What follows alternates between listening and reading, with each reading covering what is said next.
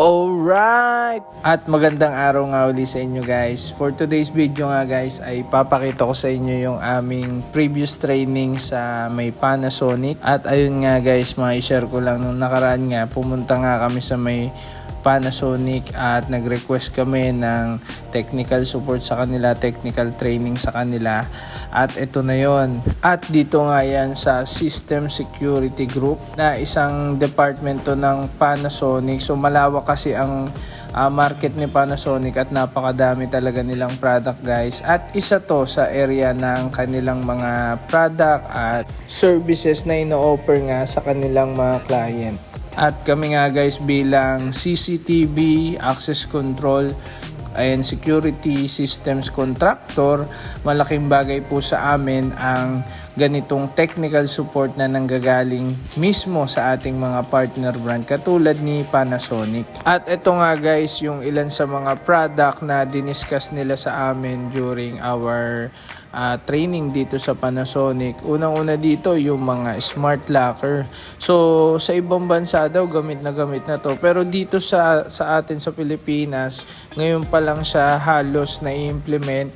Kung mapapansin nyo, minsan may makikita na kayong mga Jollibee na may smart locker sa kanilang store. So yung smart locker guys ay nakakatulong yan para mas mapanatiling fresh ang mga food na ino-order nyo sa mga restaurants. So basically, ang feature niya ay meron siyang pinaka-control na nakokontrol mo yung temperature niya. Pwedeng isiset mo ng warm yung temperature para sa mga food na kailangan ay medyo mainit pag sinerve. At pwede rin na yung temperature niya ay nakaset ng malamig para naman sa mga food na kailangan nakastore siya sa malamig bago iserve. At dito nga sa atin sa Pilipinas kasi nauuso na rin talaga yung mga food delivery, lumalakas na yan, yung mga Food Panda, Grab Food.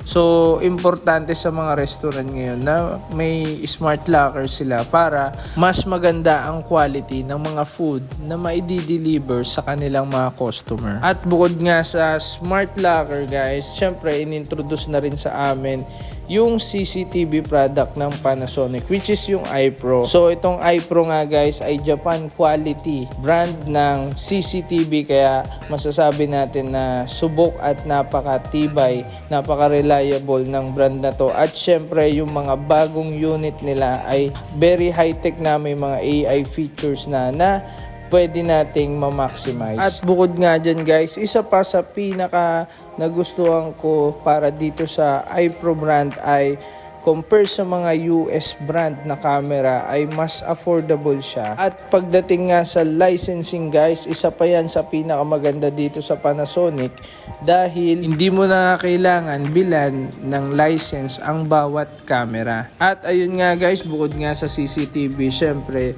pinicture din dito sa aming training yung kanilang mga interactive kiosk na para sa mga restaurant, sa retail, at syempre nandyan din yung kanilang mga video intercom na gamit naman to sa mga hotel, sa mga condo.